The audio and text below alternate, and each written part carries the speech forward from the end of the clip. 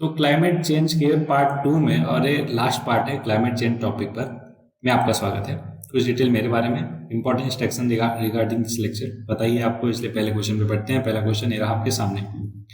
Harmful ultraviolet radiation coming from the sun can cause, उसकी वजह से क्या होता है? तो ये भी जग जाहिर है कि स्किन कैंसर होता है यूवी रेडिएशन की वजह से। ऐसा कैसे? Prolong exposure to UV rays damage करता है DNA in skin cell, increasing the risk of skin cancer including melanoma, squamous cell carcinoma and basal cell carcinoma. It is crucial to protect the skin from the UV radiation through measures, जैसे कि सन screen लगाइए या protect कीजिए, protecting clothing reduce करने के लिए इस particular risk से। अगला है which of the following group of gases contribute करता है ग्रीन हाउस इफेक्ट को? अमोनिया नोजन करता है क्या? बिल्कुल नहीं। कार्बन मोनोऑक्साइड भी नहीं करता, कार्बन टेट्राफ्लोराइड भी नहीं करता, बट कार्बन डाइऑक्साइड करता है और इवन मेथेन भी करता है। करेक्ट जवाब होगा ऑप्शन डी। देखो, कार्बन डाइऑक्साइड और मेथेन जो है ना, वो दो ग्रीन हाउस गैसेस है जो कंट्रीब्यूट करती है ग्रीन हाउस इफेक्ट को। These gases along with other like water vapor trap heat from the sun in the earth atmosphere, leading to increase in the global temperature. Carbon dioxide primarily comes from the fossil fuel combustion, साथ में deforestation करने पर भी आता है। जबकि methane की बात किया जाए तो प्रोड्यूस होता है वेरियस सोर्सेज जैसे कि livestock, natural gas operation और वेटलैंड से। These gases are major driver of the climate change and global warming. अब इंडिविजुअली हम बात करते हैं कार्बन डाइऑक्साइड और सल्फर डाइऑक्साइड की। तो CO2 क्या है? Most prevalent human cause green house gas है जो रिस्पॉन्सिबल है लगभग 76% ऑफ ग्लोबल इमिशन के लिए। वंस रिलीज द एटमॉस्फेयर, जो CO2 है वो बहुत ही लंबे टाइम के लिए एटमॉस्फेयर में रहता है, लगभग 40% रिमेन रहता है आफ्टर 100 ईयर, और लगभग 20% 1000 सालों के बाद भी रहता है, और 10% इवन 10,000 सालों के बाद भी रहता है। प्राइमरी सोर्स क्या है CO2 इमिशन का? Burning of fossil fuel for energy production, industrial process, deforestation और लैंड यूज चेंजेस, ये सारा कुछ कंट्रीब्यूट करता है क्लाइमेट चेंज और ग्लोबल वार्मिंग में। वहीं पर मेथेन की बात करें तो मेथेन जो है लास्ट करता है एटमॉस्फेयर में लगभग 12 सालों के लिए, बहुत कम है is consider to CO2 compare to CO2। Methane responsible है लगभग 16% ऑफ ग्लोबल इमिशन के लिए। मेथेन जो है ग्लोबल वार्मिंग पोटेंशियल लगभग 25 से 30 टाइम ग्रेटर है as of CO2 over a century. While सब methane comes from natural sources जैसे कि वेटलैंड्स, लगभग 50% ग्लोबल इमिशन जो है वो ह्यूमन एक्टिविटीज से आता है, इंक्लूडिंग नेचुरल गैस प्रोडक्शन और life stock agriculture. Next question पे आते हैं जो कि रहा आपके सामने। क्लाइमेट चेंज जो है वो कॉज्ड बाय, किसकी वजह से होता है? ग्रीन हाउस गैसेस, बिल्कुल। डिप्लीजन ऑफ ओजोन लेयर, ये भी इसकी वजह से भी होता है, पोल्यूशन की वजह से। तो मतलब तीनों के तीनों all of the above are responsible for climate change. अब कैसे होता है वो देखते हैं। ग्रीन हाउस गैसेस तो जग जाहिर है, carbon dioxide, methane, nitrous oxide, water vapour, ये सारा कुछ क्या है? ग्रीन हाउस गैसेस है। वहीं पे डिप्लीजन ऑफ ओजोन लेयर कैसे ग्लोबल वार्मिंग या फिर क्लाइमेट चेंज कॉज करता है, समझते हैं। Ozone depletion contribute to climate change indirectly by altering atmosphere circulation pattern. कैसे? ये थिनिंग करता है ओजोन लेयर का स्ट्रेटोस्फीयर में, जिसकी वजह से ज्यादा यूवी रेज जो है अर्थ के सरफेस तक पहुंच पाती है, और इसकी वजह से टेम्परेचर और वेदर पैटर्न में चेंज होता है जो इम्पेक्ट करता है climate dynamics over time. Pollution की बात करें तो पोल्यूशन जैसे कि air pollution from sources like burning fossil fuel release, जो कि रिलीज करता है ग्रीन हाउस गैसेस जैसे कि CO2, aerosol and other particle atmosphere में। और ये पोल्यूटेंट्स क्या करते हैं? फिर एब्जॉर्ब करते हैं और स्कैटर करते हैं सनलाइट को, जिससे वेदर पैटर्न डिस्टर्ब होता है, और ये इनहेंस करता है ग्रीन हाउस इफेक्ट को, कंट्रीब्यूटिंग टू ग्लोबल वार्मिंग और climate change. Next question, which one of the following gases is both harmful और beneficial to life on earth? मतलब नुकसान भी करता है, फायदा भी करता है। करेक्ट जवाब है कार्बन डाइऑक्साइड। क्यों? फायदा क्या है इसका? फायदा ये है कि ये फोटोसिंथेसिस में इस्तेमाल किया जाता है CO2, है ना, और साथ में हमारे एटमॉस्फेयर को वार्म रखने में ये हेल्प करता है। कौन? Carbon dioxide. क्यों? क्योंकि ये ट्रैप करता है radiation emitted by the earth. ठीक है। हाँ, अभी कुछ ज़्यादा ही इसका अमाउंट इंक्रीज हो गया एटमॉस्फेयर में, इसलिए ये नुकसान भी करता है, और ये इसका नेगेटिव एस्पेक्ट हो गया। तो हार्मफुल एस्पेक्ट पता ही है, excessive CO2 emission from human activity जैसे burning of fossil fuel, deforestation और इंडस्ट्रियल प्रोसेस कंट्रीब्यूट करता है ग्रीन हाउस इफेक्ट, जो कि ग्लोबल वार्मिंग और क्लाइमेट चेंज को इम्पेक्ट करता है। बेनिफिशियल एस्पेक्ट क्या है बता ही दिया। फोटोसिंथेसिस में काम आता है, जो यूज करती हैं प्लांट्स, एल्गी और सम बैक्टीरिया, सनलाइट और वाटर को कन्वर्ट करने में, ऑक्सीजन और कार्बोहाइड्रेट में, जिससे ऑक्सीजन मिलता है हमें ब्रीथ करने के लिए, और food for most ecosystem. Next question है, radiation that is absorb by the ozone present in the atmosphere is क्या है? अल्ट्रावायलेट रेज है जो एब्जॉर्ब कर ली जाती है ओजोन के द्वारा, जो कि प्रेजेंट है हमारे स्ट्रेटोस्फीयर में, ठीक है। अच्छा, तीन टाइप की यूवी रेज होती है, UV rays A B C. Mostly B और सी जो है वो एब्जॉर्ब कर ली जाती है ओजोन लेयर के द्वारा। अब इन तीनों में डिफरेंस क्या है ये समझ लेते हैं। यूवी ए की बात करें तो उसका वेवलेंथ 315 से 400 नैनोमीटर होता है, बी और सी इतना होता है, और सबसे ज़्यादा डेंजरस कौन सा है? सी। क्यों? क्योंकि इसका पेनिट्रेशन लेवल बहुत ज़्यादा है। क्यों? क्योंकि इसका वेवलेंथ कम है, वेवलेंथ कम होने पर फ्रिक्वेंसी ज़्यादा होती है, और पेनिट्रेशन पावर भी इसका ज़्यादा होता है, ठीक है। एटमॉस्फेयर फिल्टरिंग की बात करें तो UVC is most harmful but is completely filtered by earth atmosphere, so it does not reach the earth surface. वहीं पे बी जो है वो भी फिल्टर कर लिया जाता है, लेकिन कुछ अमाउंट उसका पहुंच जाता है सरफेस पे। यूवी ए जो लगभग 95% है उसका सरफेस पे पहुंचता है और less affected by atmospheric filtration. Biological impact की बात करें तो यूवीसी जो है हाईली डैमेजिंग है, but not as a concern due to it atmospheric blockage, बहुत ज़्यादा ब्लॉक हो जाता है। यूवीबी जो है बायोलॉजिकली एक्टिव और कॉज करता है सनबर्न, टैनिंग, स्किन एजिंग और प्रोमोट्स स्किन कैंसर डेवलपमेंट। वहीं पे यूवी ए जो है पेनिट्रेट करता है deeper into the skin, causing immediate tanning, skin ageing और now recognised as a contributor to skin cancer. Next question है कि which one of the following substance does not contribute to global warming directly? Directly कौन सा नहीं करता? देखो, methane करता है, कार्बन डाइऑक्साइड भी करता है, वाटर वेपर भी करता है, बट ऑक्साइड ऑफ सल्फर जो है डायरेक्टली नहीं करता, इनडायरेक्टली करता है। वो हम समझते हैं कैसे। बाकी तीनों तो पता ही है आपको, कई बार हमने देख लिया है ना। तो देखो, oxide of sulphur are air pollutant है जो इमिट करते हैं जब फॉसिल फ्यूल को बर्न किया जाता है। वो कॉज कर सकते हैं variety of respiratory problem including asthma और bronchitis. Oxide of sulphur also contribute to acid rain. Acid rain में आपको पता है सल्फर डाइऑक्साइड और नाइट्रोजन डाइऑक्साइड का है ना कंट्रीब्यूशन होता है, इन दोनों का ज़्यादा। Which can damage forest and lakes. However, oxide of sulfur do not trap infrared radiation and warm the atmosphere in the same way that green house gases जैसा करती है, इसलिए they do not contribute to global warming directly. लेकिन वहीं पे indirectly करती है, कैसे? देखो, जो ऑक्साइड ऑफ सल्फर होते हैं वो कंट्रीब्यूट करते हैं ग्लोबल वार्मिंग को इनडायरेक्टली कुछ इस तरीके से। पहला, एरोसोल फॉर्मेशन। जो सल्फर के ऑक्साइड्स हैं they can react with other compound in the atmosphere, जिससे एरोसोल बनता है, जो टाइनी पार्टिकल होते हैं जो स्केटर्ड कर देते हैं सनलाइट को। इस स्केटरिंग ऑफ सनलाइट की वजह से जो अर्थ का सरफेस है कूल होता है, but it can also warm the upper atmosphere. Overall effect देखा जाए एरोसोल का ऑन ग्लोबल वार्मिंग कॉम्प्लेक्स है और डिपेंड करता है वैरायटी ऑफ फैक्टर, जैसे कि type of size of aerosols और जहाँ वो कहाँ पे लोकेटेड है, एक्सेट्रा। दूसरा, किस तरीके से सल्फर के ऑक्साइड इम्पैक्ट डालते हैं इनडायरेक्टली क्लाइमेट पे? रिड्यूस करता है क्लाउड लाइफ टाइम। कैसे?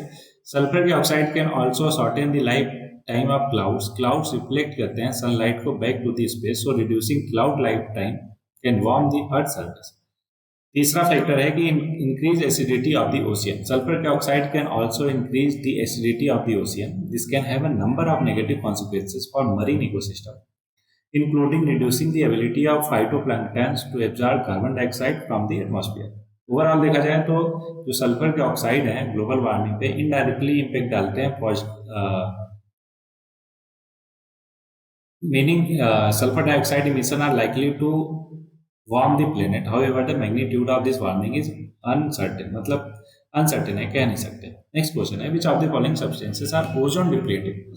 ओजोन डिप्लीटिंग कौन से सब्सटेंसेस है? देखो, सीएफसी तो सबको पता है, लेकिन हेलोन्स भी होते हैं और साथ में कार्बन टेट्राक्लोराइड जो होता है, कार्बन टेट्राक्लोराइड CCl4 है ना, ये भी क्या है? ओजोन डिप्लीटिंग सब्सटेंस है। तो सीएफसी कैसा क्या है? ग्रुप ऑफ सिंथेटिक केमिकल है जो इस्तेमाल किया जाता है रेफ्रिजरेटर, एयर कंडीशनर में और अदर कूलिंग अप्लायंसेस में। अंटिल दे वर बैन, 1980 में बैन कर दिया गया। और सीएफसी जो है ग्रीन हाउस गैसेस भी है। हेलोन्स की बात करें तो ग्रुप ऑफ ब्रोमिनेटेड हाइड्रोकार्बन्स हैं जो यूज किए जाते थे फायर एक्सटिंग्विशर में। Until they were also ban, 1980s में उनको भी बैन कर दिया। और halons are very effective at extinguishing fire, but they are also very potent ODS, है ना, क्या? Ozone depleting substances. Carbon tetrachloride भी क्या है? क्लोरीनेटेड हाइड्रोकार्बन है जो यूज किया जाता था as a solvent and fire retardant. और कार्बन टेट्राक्लोराइड क्या है? पोटेंट ओजोन डिप्लीटिंग सब्सटेंस भी है। नेक्स्ट क्वेश्चन है कि which one of the following naturally occurring green house gases causes the highest percentage of green house gases. Carbon dioxide है, methane है, ozone है, वाटर वेपर है। तो सबसे ज्यादा जो highest percentage of green house effect डालता है वो है वाटर वेपर, जो naturally occurring green house gas है ना। कि कैसे करता है, is the earth warm due to the presence of other green house gases. जो एटमॉस्फेयर है वो can hold more water vapour leading to further warming and creating a positive feedback loop. Assertion reason वाले type का question है कि ozone is essential for biotic life. बिल्कुल सही है, क्यों? क्योंकि अगर ओजोन नहीं ओजोन जो है स्ट्रेटोस्फीयर में नहीं रहेगा, वहां से बहुत सारी यूवी रेज आएंगी जो बहुत सारे बायोटिक कंपोनेंट को किल कर सकती हैं अर्थ पे। Ozone layer protect the earth surface from the high energy radiation. बिल्कुल सही है, तो मतलब एसेशन भी सही है, रीजन भी करेक्टली एक्सप्लेन कर रहा। That's why the answer for this question will be A. ठीक है, वही सारी चीजें हैं जो ऑलरेडी हमने डिस्कस कर लिया, इसलिए आगे बढ़ेंगे। बोला among the following green house gases which does not cause ozone depletion in the troposphere. तो methane, carbon monoxide, nitrous oxide और वाटर, चारों में से कार्बन मोनोऑक्साइड एक ऐसी गैस है जो एयर पोल्यूटेंट है, बट ये ओजोन डिप्लीट नहीं करता है ना। कहाँ? ट्रोपोस्फीयर। तो बाकी तीनों करता है और कार्बन मोनोऑक्साइड नहीं करता है। मेथेन करता है, नाइट्रोजन ऑक्साइड, वाटर वेपर, ये सारे करते हैं, कार्बन मोनोऑक्साइड नहीं करता। बाकी तीनों का तो हमने देख लिया, इसलिए चौथा देखेंगे कि कार्बन मोनोऑक्साइड एक टॉक्सिक गैस है, but it is not a green house gas और does not cause ozone depletion. ठीक है, क्या है? कलरलेस ऑडरलेस गैस है जो प्रोड्यूस किया जाता है जब फॉसिल फ्यूल जो है अगर इनकम्प्लीट तरीके से उनको चलाया जाए, तो मतलब पूरी तरीके से ना चल पाए तो कार्बन मोनोऑक्साइड प्रोड्यूस होता है। विच one of the following area of India does not comes under the zone of high seismic intensity. तो देखो, सिस्मिक इंटेंसिटी के बेसिस पे 4 जोन में डिवाइड किया गया है पूरे इंडिया को, जोन 2, 3, 4 एंड 5। ठीक है, जोन 1 नहीं है, ध्यान रखिएगा। जोन 5 सबसे ज्यादा प्रोन टू सिस्मिक एक्टिविटीज है और जोन 2 जो है सबसे lowest prone to seismic activities है। तो इन चारों में से अगर हम कर्नाटका प्लेटू की बात करें तो जोन 2 में पड़ता है, मतलब ये does not come under the zone of high seismic zone. बाकी उत्तराखंड, कच्छ और हिमाचल प्रदेश ये सब जोन 4, जोन 5 में आते हैं। That's why they are more prone to seismic intensity. ठीक है, सारा कुछ मैंने बता दिया है आपको, है ना। वही सारी चीजें हैं, तो इसलिए आगे बढ़ेंगे नेक्स्ट क्वेश्चन पे। ठीक है, जो कि आपके सामने, विच of the following is not true about the chlorofluorocarbon, CFCs, है ना। CFCs के बारे में कौन सा नॉट ट्रू है, ध्यान रखिएगा। It is use as a refrigerant, बिल्कुल सही है। It is not responsible for the green house effect, बिल्कुल गलत है, क्योंकि रिस्पॉन्सिबल है, अभी हमने ऊपर देखा। It is responsible for reducing ozone in the stratosphere, एकदम सही जवाब। It is inactive in the lower atmosphere, ये भी सही है। तो पहला, तीसरा, चौथा सही है, लेकिन हमसे पूछा था नॉट ट्रू, इसलिए हमारा बी ऑप्शन करेक्ट होगा। ठीक है, सारा जेनरिक चीजें हैं, पता ही है हमें, इसलिए आगे बढ़ते हैं। CFCs have been commonly used as a refrigerant in the air conditioning and refrigerator system due to their low boiling points and stability. लेकिन CFCs are one of the major contributor to the depletion of the ozone layer in the stratosphere, है ना। और CFCs are relatively stable and do not undergo significant chemical reaction in the lower atmosphere। तो तीनों option को भी explain कर दिया, इसलिए नेक्स्ट क्वेश्चन पे बढ़ेंगे, जो बोल रहा east coast is more prone to cyclone than western coast. बिल्कुल, ऑलरेडी हमने देखा है इसको। Eastern coast of India lies in the zone of north east trade wind, ये बिल्कुल सही है, लेकिन करेक्ट रीजन नहीं है। करेक्ट रीजन नहीं है, क्यों समझते हैं। जो ईस्ट जोन है ना, वहाँ पे ज्यादा साइक्लोन इस वजह से आते हैं बिकॉज जो बे ऑफ बंगाल है वहाँ का वाटर वार्म रहता है ना। और ऐसा जियोग्राफिकल लोकेशन है ईस्ट कोस्ट का कि due to warmth of Bay of Bengal zone, और साथ में जियोग्राफिकल लोकेशन ये जो है रिस्पॉन्सिबल है फ्रिक्वेंट साइक्लोन के लिए। ठीक है, ना कि रीजन जो बता रहा था, इसलिए करेक्ट ऑप्शन इसका बी होगा। ठीक है, देखो, bay of Bengal is more prone to cyclone compare to western coast along the Arabian sea. ये इसलिए है, bay of Bengal is more conducive to formation and intensification of cyclone due to its warm sea surface temperature और other favourable metrological condition. ठीक है, next है कि assertion है the frequency of landslide has increase in the Himalaya, बिल्कुल सही बात बोल रहा। अगला बोल रहा है कि there has been large scale mining in the Himalayan in the recent year, बिल्कुल, और ये रीजन है फ्रीक्वेंट लैंडस्लाइड इंक्रीज जो हुआ हिमालय में, तो इसका करेक्ट आंसर होगा ए। देखो, अगर ज्यादा माइनिंग करोगे तो माइनिंग करने से क्या होगा कि वहां का जो सॉइल है, जब पानी मतलब बारिश होगी, रेन होगा, तो उस समय सॉइल जो है पर्कुलेट करेगा उसमें, जो उसको लैंडस्लाइड के प्रोन बना देगा। ठीक है, Landslide are very common in the Himalaya and have increased in recent years, especially during the monsoon season. जब heavy rains होता है जो subside कर देता है earth and rocks को, और climate change also exacerbates the situation by making the monsoon more erratic or melting glacier higher in the mountain. Correct reason है, एक्सप्लेन भी करेक्टली कर रहा है, क्योंकि mining activity have increase in Himalayan region. जैसे limestone mining होता है हिमाचल प्रदेश में। चाइना ने ऑल्सो बिगिन किया लार्ज स्केल माइनिंग ऑपरेशन कहा on its side of disputed border with India in Himalayan in recent year. Large quantity of water seep into the mine जो उन reason को मोर प्रोन टू लैंडस्लाइड बनाता है। Next question, as a result of global warming there has been, है ना, global warming की वजह से चारों में से क्या है? बेटर ग्लोबल कम्युनिकेशन हुआ है? बिल्कुल नहीं। मेल्टिंग ऑफ ग्लेशियर एकदम। Flowering of mango tree before time, ये भी है बिकॉज ग्लोबल वार्मिंग की वजह से, है ना, जो एक्सट्रीम वेदर कंडीशन है वो हो रहा है, जिसकी वजह से flowering of mango trees before time हो रहा है। एडवर्स इम्पैक्ट हो रहा है हेल्थ पे एकदम। तो दूसरा, तीसरा, चौथा करेक्ट होगा, तो हो गया ऑप्शन करेक्ट बी। तो जेनरिक है, पता ही है आपको ग्लोबल वार्मिंग के क्या इफेक्ट है। पहला, ग्लोबल वार्मिंग कॉज कर रहा है ग्लेशियर को melt at an alarming rate. Global warming has disturbed traditional seasonal pattern leading to phenomena like the premature flowering of mango trees. Global warming has led to adverse health impact. Rising temperature increases the risk of heat-related illness, exacerbate respiratory condition due to worsened air quality, and facilitate the spread of diseases carried by the vectors जैसे कि mosquitoes, etc. These health challenges poses significant threat to human well-being on a warming level. But global warming का एक और reason वो है impact की global warming is primarily related to change in the climate और temperature pattern on the earth. It does not directly influence global communication. Next question है कि assertion reason वाला ही कि the Koyna region of the Maharashtra is likely to become more earthquake prone in the near future, which बिल्कुल सही है। और इसका रीजन ये है कि कोयना डैम लोकेटेड है on old fault plain which may get activated more frequently with change in the water level in Koyna reservoir।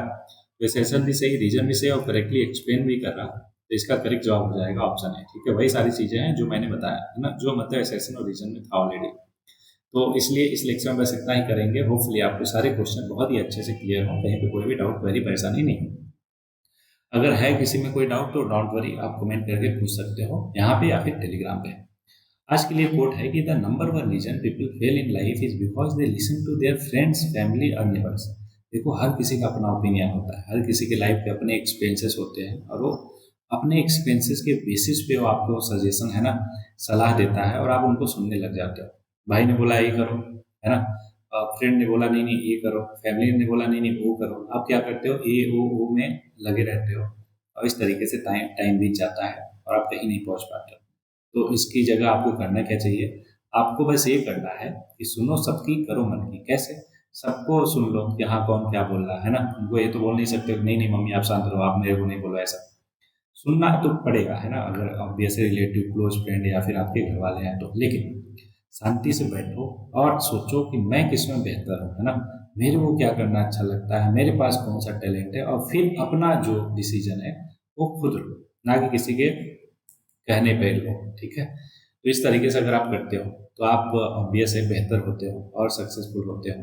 इन्हीं शब्दों के साथ इस लेक्चर में बस इतना ही। तो अपने आप को पहचानते रहिए, पढ़ते रहिए और आगे बढ़ते रहिए।